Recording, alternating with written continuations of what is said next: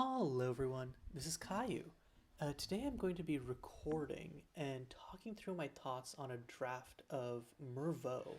So Merveaux is a it's a tricolor archetype set which has a flavor focus of sort of like European Renaissance, age of art expansion, etc. Its archetypes are Abzan Prepare, and Prepare is whenever you create, if you've created a token or gained life, then there's Sultai Delirium, there's a Mardu Exploit, there's Jeskai Artifacts, and then there is Temur Regale, which is Regale is if a counter was put on a permanent this turn or you cast a non-creature spell. I think that in terms of archetypes, the best is Prepare. Slightly below that is Delirium. One step below that is Exploit. Then in the middle you have like a red-green aggro deck, which is sort of like right there. And then Jeskai and Temur are both sort of the worst archetypes. Despite the characterization of them being the worst archetype, however, I think that an important thing to remember is that in this set, getting into a lane and pushing it early is what matters most. So right here, I'm looking at this pack. I'm not even looking at the commons. I am looking at the four uncommons. Neither, like you can reliably sometimes stay open, but neither of these monocolor uncommons are good enough. This is basically just a cantripping 4-drop. Petit Petissier is kind of weak as an engine and is only really useful if you're already heavily into the Prepare archetype. Free range foraging is really good, but I really want to cut off an archetype early. And Angel of Iteration puts me into a solid lane. And it's like an amazing card. So I'm just going to grab Angel of Iteration here. So hitting our next pack. So now we're sort of like leaning towards wanting to be in Delirium, right? Okay, so we see, now we can start looking at the commons, now that we have a strong direction. None of our black cards, so these are both Prepare cards, or this is Exploit and Prepare, this is Prepare. This is Delirium technically, but I don't think Prevent Catastrophe is actually that good for what you want to be doing. Librarian's Assistant is quite good as an artifact and a creature, but Dreamquill as an engine for the deck is where you really want to be. Looking at this again, Paper Familiars is a really good pickup here if you're in Delirium. I'm going to grab Stonework Behemoth because again, it's uncommon and it really just works really well with the archetype. Nothing else in the pack really feels attractive, and there's no other uncommons available for the archetype. Now here's where things get interesting, right? Because we're looking like, okay, we don't have any other specific cards for our archetype. Wish of Forbidden Treats is for preparation. However, I'm going to pick it up because as a Chupacabra, it's a really good card, and it's one that I don't want my opponents to have access to, and if I can instantly turn it on, it becomes really good. And the other cards in this pack that I could pick up for my archetype aren't more attractive than that. So I'm going to grab Witch of Forbidden Treats. Coming back here, lots of good cards actually here to potentially wheel as well. So I think Dreamquill as the uncommon and just sort of like a really good card in general is a good pickup. Fanciful Flyer as a potential 4-power flyer is really good. Macabre Prop for being an artifact and also a removal spell. But Parapet Percher is both artifact and creature, and you have Fixing. I think for now, we pick the Dreamquill because it's just a good uncommon that's in our archetype, really. But I don't think that it would be wrong to either pick up Macabre Prop as removal that also functions into our archetype, or to pick up something like a Hush Library, because Fixing, you really just want Fixing in this set, and my philosophy with like picking lands is that lands are free. You really aren't going to be, unless you get a lot of Fixing lands, you really aren't going to be cutting them. So it makes it a lot easier and a lot more efficient to like plan around your deck. So what is this deck looking like right now from our first 5 picks? Which we can sort of say is not really there. We've got double Dreamquill, Angel Iteration, Stonework. So we've got some good top end here. Our low end, we don't really have stuff to get things into our grave, and we don't have cheap creatures. So we need to be looking for those. If we get incidental cheap lifelinkers, that would be nice for Witch, but for now we're probably going to be cutting her. So we don't need to really think about her too much. But talking through the rest of the cards in this pack, obviously, even though I committed to a color early, that doesn't mean I just don't look at the off-color cards in the pack, but just for evaluation purposes, I'm not usually talking about them. Forge Fire Spray is a fine removal spell, but it's not going to hit some of the things that you really, really want to unless you're deep into artifacts. Um, Inspirational Performer and Deride are also both really good white commons.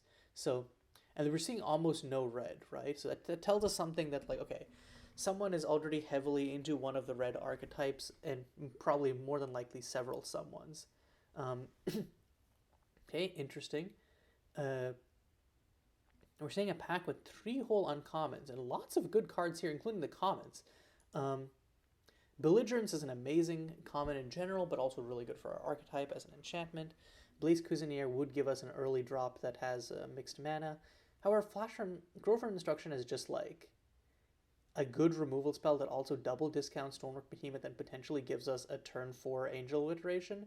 Is just really good. It's just really solid. So I'm going to grab it. And it's the more that we could signal, hey, don't touch my archetype, the better. Again, here, we could pick up Sunlit Park as a fixing land. However, I think we do need 2 drops, so I'm going to pick up Blaze Cuisinier as just a decent 2 drop. It also semi-synergizes with the Witch, and if we get enough things that do that, hey, we're off to the races. In this pack, Storybook Serpent, Gobsmack.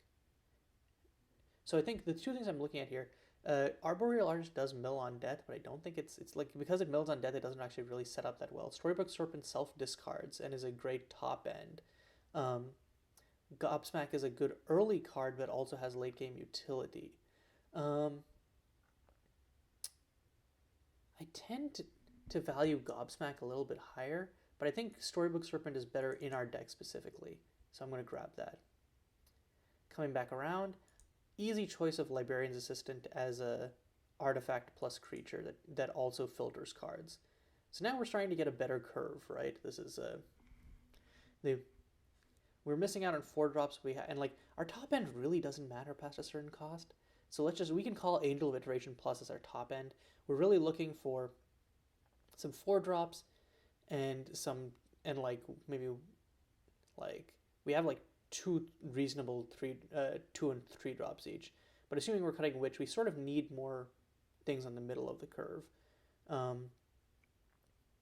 Dreamquill is realistically actually a 3 drop, because you want to play a 2 drop and then turn 3 play Dreamquill, immediately equip it, attack, and get the filtration. So let's actually move those into our 3 drop slot. So we have Reptilian Rhymester, which is good as a 1 drop Prowesser, but not much else. Green Park Strummer is a fine creature. Natural Harmony is honestly, I don't even think worth it, even in our deck. But I mean, I guess we do want enchantments. I think that Green Park Strummer may just be the better card, but just to get our enchantment density up, let's just grab Natural Harmony. It's better to be safer than sorry. Here, I think I'm just going to take the Fixing Land. Rancid Meal is a good shout. It's an artifact that puts itself into the grave and can also enable Witch of Forbidden Treats. But I think at this point, it's not like so attractive that I wouldn't take Fixing over it. Fanciful Flyer is really good, but again, Fixing is free, so we're going to take the Hushed Library. Like, I think that honestly, taking Fanciful Flyer there would have been a defendable choice. Because I don't have any cards in the 4 drop slot, and it's technically just a 3 power flyer, but 3 power flyer and 3 power flyers end games pretty quickly, and its ability to become a 4 drop on or 4 power flyer on Regale is non-negligible, especially given that like we'd have like a decent number of non-creature cards already. And we want to be, it gives us like an easy thing to put Dreamquill on. So I think Fanciful Flyer in general, it's a card that I see very often underrated. I'm going to pick Natural Harmony here, but I'm just going to cut that one for now. Because I don't think it's going to end up making the final list. Inspiring Melody is just like the better card in the pack there, but it's not in our colors. What I honestly could have done is maybe cut it. Oh god, we're getting a lot of Natural Harmonies. I mean, I don't think Deafening Duo is worth cutting. So I'm going to grab the Natural Harmonies and sideboard them, but then in a pinch, they give us greater enchantment density. So like, okay, so let's look at our deck. Let's sideboard Witch of Forbidden Treat. So assuming that this is what we're going with, we currently have from the first pack 8 main deckable cards. If we continue at this rate for the next 2 packs, that'll give us a full, like, a full deck. Um, and again, all the cards we sideboarded are reasonable to bring in, so we have like space filler if something starts to go wrong next pack. Um, but I think again, coming back around to the strategy is, I think that you can go in on these 3 color cards pretty early because even if you see something better, oh okay, we're getting Arboreal Arch anyways. That's fine as a way to fill up our curve, but you can pick it up pretty freely early on, and then if you get cut or like if something better shows up, it's like, oh okay, like whatever, I'll just swap into that.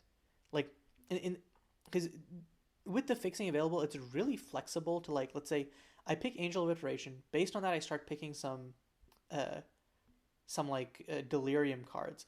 But the archetype is flexible enough that I can pick the Delirium cards, and then if I start seeing something from an adjacent archetype, like let's say Regale is super open, which is Temur, or Prepare is super open, which is Abzan, I can just pretty effortlessly switch into one of those archetypes.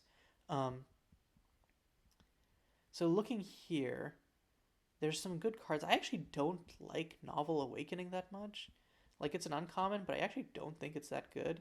So looking at the commons here, I'm looking at Haunting Lullaby as a piece of removal, Pudding Cat as a 2-drop.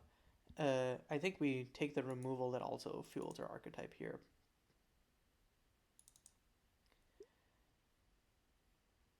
Okay, and then we're seeing some good cards for our archetype. We have Forlorn Author and Atelier Exemplar, both of which are strong, like just really strong payoffs for Delirium.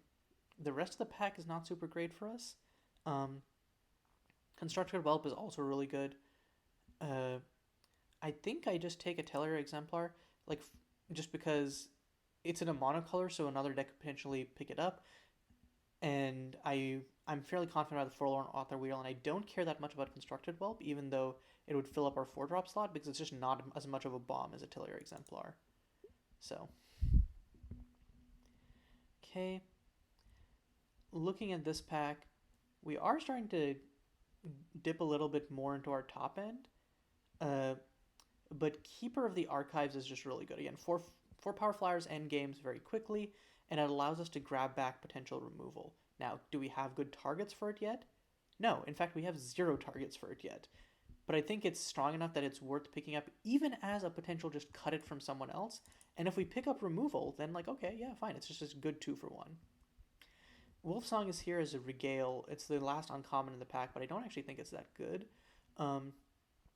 Inspiring Walk is technically the card for this archetype, and it would give us another 2-drop. Fanciful Flyer is real good, though. I think that I have to take Inspiring Walk as the good enabler for our archetype, especially since we don't have many 2-drops already. But again, Fanciful Flyer would have otherwise been my slam dunk pick here. Okay, and we're getting some other good cards for our archetype. Highbrow Critic is the main way to enable Witch of Forbidden Treats on curve, but we have some good uncommons for us already. You can't read Flourishing, but again, I'm going to pick the monocolored uncommon for our archetype over the multicolored uncommon on the assumption that someone is more likely to steal the monocolor uncommon. It's also Flourishing is just, like, usually you expect the multicolored cards to be stronger. I genuinely think that Flourishing is stronger than Forlorn Author because of how it's both an enabler and a payoff, so I'm grabbing that. But I think that other than that, the cards I would look at are Storybook Serpent and Avian Auteur. Avian Auteur just because a Windrake that also functions better with Delirium, obviously pretty not bad, and Storybook Serpent for the aforementioned, it puts itself into the graveyard and helps support the archetype. But Highbrow Critic is, I think, one of the best commons in the set just because of how effectively it supports the archetype. And wow, we have another Forlorn Author here. That's a bunch. I don't think I can pass another safely. I would really like a Cheerful Painter here, though. Well, let's grab the uncommon. Let's not be greedy. I'm going to grab the Forlorn Author here, and we can hopefully get a painting on the rewind.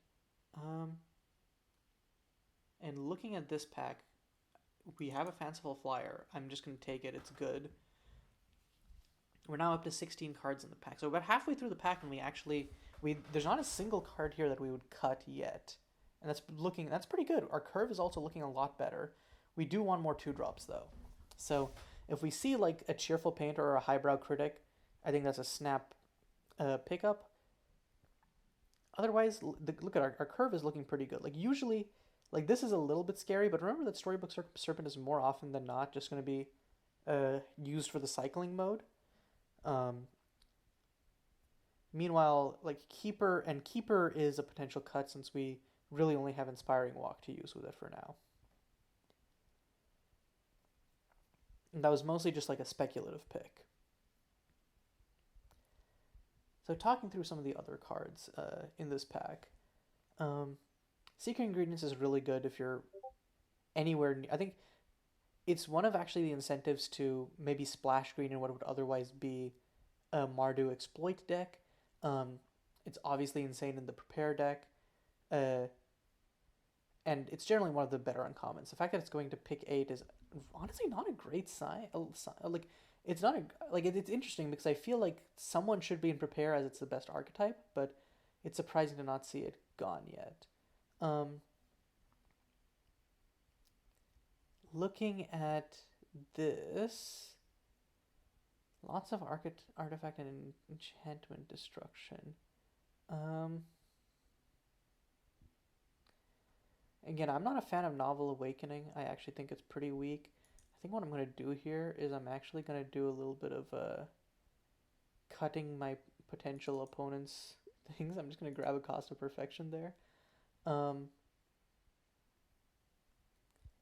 Now, I'd normally pick up Gobsmack, but like I mentioned, I want more good Dreamcoil targets. So I'm going to pick up the 2-drop creature. Even if it's just a slot filler, I like it in that slot. Change perspectives is good for our archetype. It's just really about the only reason I'm picking it. Another Fanciful Flyer.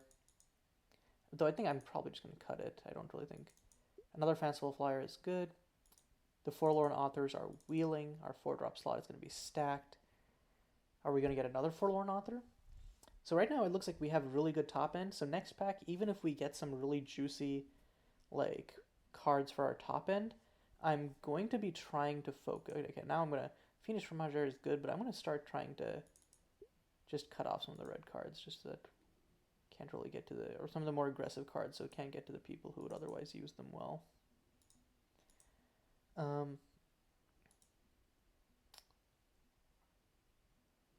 But yeah, so because our top end is looking really good, I'm going to start heavily prioritizing some of the commons because our deck is already really strong if we can get to the late game. We just need to not get greedy and not hamstring ourselves from reaching that point. And you might be saying, well, you don't have a lot of like enablers for Delirium. The thing is, in this sort of deck, the Delirium, yes, but double Dreamcoil will get me there super quickly. Librarian's Assistant will get there super quickly. The reality is, I just need to get to the end game. And right now I have 19 non-lands, so let's say that's 4 to 5 more slots. I also have like not a lot of things, but I have like a decent number of things I can cut. Like Tragic Soloist, I'm fine with cutting. Arboreal Artist, I'm fine with cutting, even with the Death Trigger. Fanciful Flyers are good, but if I find something more archetype specific, I can cut those. Keeper of the Archives is honestly already looking like a cut, etc. Okay, so looking at this pack, we have 2 cards that are really good for our archetype. Spectral Scribe or Grow from Instruction. So we only have 3 2-drops already, like meaningful 2-drops. I think I'm willing... Where do I want to grab the Grow from Instruction anyways, because of how top-end focused our deck is. Plus it gives us more enchantment density. Yeah, we only have 3 enchantments. I really like Spectral Scribe, but I don't know that I like it more than I like Grow from Instruction. Hard to say.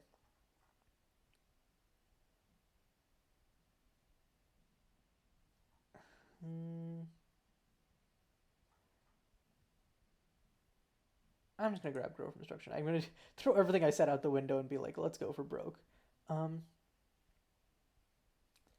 Looking here, Gustbrook Library is pretty good as like just a draw engine. However, I think it actually takes a non-negligible amount of time to set up, and we're not casting that many artifact spells. Um, I think Pudding Cat is the real pickup here, as strange as that might sound, because it's a 2-drop in our colors that's an artifact creature and holds Dreamcool pretty well. So I'm just going to grab the Pudding Cat. Okay, Flame Thumper, blah, blah, blah. Lots of stuff that's not in our colors. We have a Highbrow Critic. I think, though, that the pick here is Macabre Prop. It fits into our archetype and is just decent removal. There's some matchups where you obviously side it out pretty early, but otherwise it's really good. I think we've sort of given up on the Witch of Forbidden Treats here. We don't have enough lifelink to... I mean, we have Pudding Cat, I guess. But yeah, we don't have quite enough lifelink to support it, so adding to our density just makes sense.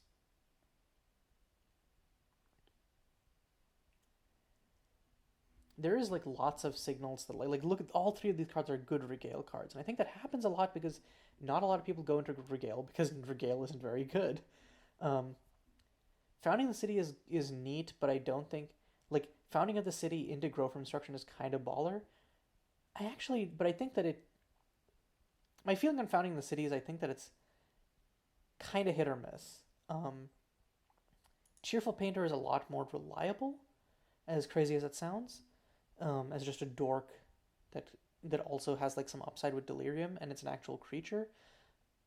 I think that there's an argument to be made which should be picked here. I'm grabbing Cheerful Painter. We're now up to 23 non-land cards, by the way. And again, I think I'll just pick up another Chauffeur Painter. Again, like our deck's plan is really get to the end game. And then this way I can cut the Tragic Soloist, which really wasn't doing much for us in the first place. It was just being a cheap body. So yeah, now we're getting to the phase where you can look at stuff and start cutting. I think picking Painter Studio there was also like a reasonable call. Because or Atelier Artisan if you think we need more ways to fill our graveyard. My thing is, we're functioning as much as a ramp deck as we are. Ooh, okay. Turnip Trimmer is really strong. I think it's one of the best archetypes or one of the archons for prepare. Another Founding of the City, which I am going to let pass me by. Maybe, or maybe not, maybe I'm not. I was thinking of picking the Hushed Library. I think I'm going to pick the Hushed Library. We have like a good deck already. We just need to start laying on the fixing. So yeah, that is what I'm going to do. Let's grab that Hushed Library. I think Founding the City is good, but I think it's honestly overrated because people see it as like, oh my god, it's a 2-mana saga that lets you potentially ramp. And it's like, yes, but really it's best in the aggressive regale strategies, which I am not. And I think that if there hadn't been, honestly, before I picked up Founding the City, I might have just hate drafted Turnip Trimmer because of how strong Turnip Trimmer is. If there wasn't anything else for me in the pack, which I think that you could argue Blaze Cuisinier or Slinking Scholar work for my deck. Slinking Scholar is fine. I think that it's sort of like, it's just good filler. Blaze Cuisinier, we've already like shored up our 2-drop issue, so now I'm a little less excited by my Blaze Cuisiniers. But yeah.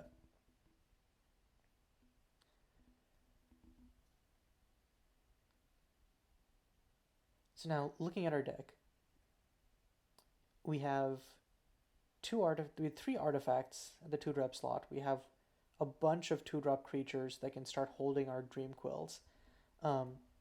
We only have 4 enchantments in the deck, but that's generally fine, given that we're going to be casting and sacrificing Grove from Instruction, and we also have like our artifacts also just help us dig pretty heavily. We also have a bunch of natural harmonies on the side. So again, if this Keeper of Archives is honestly not looking like it's going to be recurring anything. So let's side out the Keeper of Archives, and we can bring in either a Casting Call or a Natural Harmony and inflate that.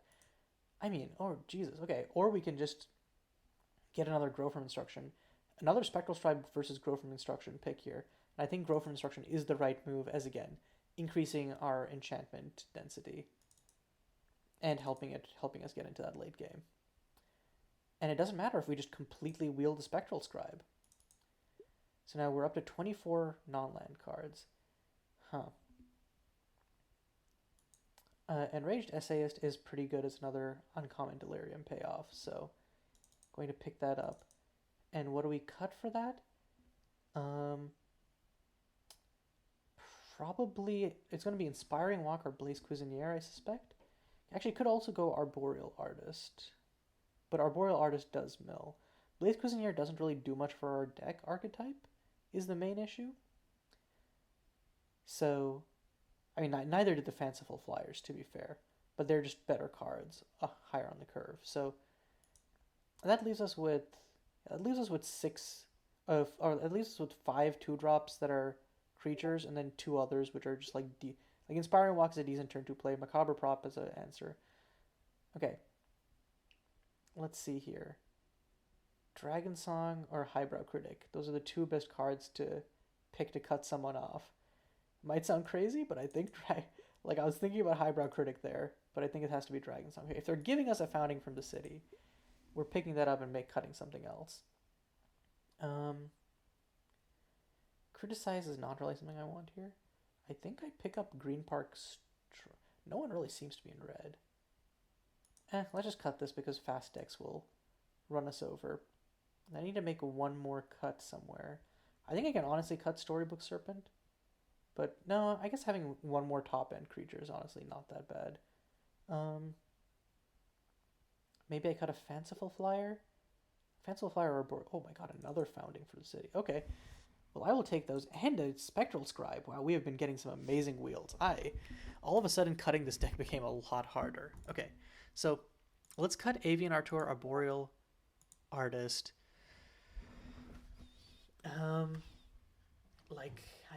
I guess I'm honestly gonna cut Inspiring Walk. It's good for the deck, but it's not a proactive play in the way the rest of them are. And then I'll cut Fanciful Flyer, and that leaves us with 24 non-lands. It leaves us with 24 non-lands, and let's see, 1, 2, yeah, okay, and we still have we have 6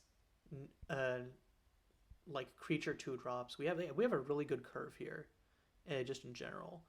Didn't get as much fixing as I would have liked, but I think hopefully this it's a little scattered, but I hope this takes you through sort of how I make the decisions on what I wanted to draft. I got a pretty easy railroad in terms of I picked up the Angel of Iteration and then I was not contested a lot, but then that's how you do it in this format, right? You just take the strong 3-color card and just heavily cut your archetype early, and then later on people will just not be in your archetype, so you'll naturally get the good cards funneled to you, and then you can focus on filling out your curve through just picking up some of the key commons for your deck.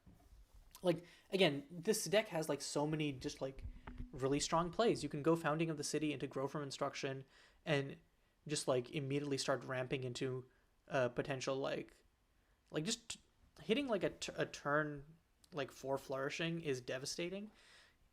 You can also just go turn 1 or turn 2 Spectral Scribe, turn 2 Dreamcoil. You have a Menace attacker that is looting you every turn, so you can turn your Delirium on as fast as possible. In general, I just think this deck has and it has good card advantage from the Forlorn Authors. The biggest thing is how easy is it to get Delirium online with this deck, and I think that it's easier than it looks because of the artifact creatures and the lucky Founding of the Cities that we picked up earlier. Grow from Instruction self-sacrificing will also help with that. But yeah, I normally advocate to go really heavily into Abzan Prepare, and I could have picked up, if you remember, if you go all the way back to pack 1, I had that 2-drop Foraging, which is that 3-2 that has crazy upside.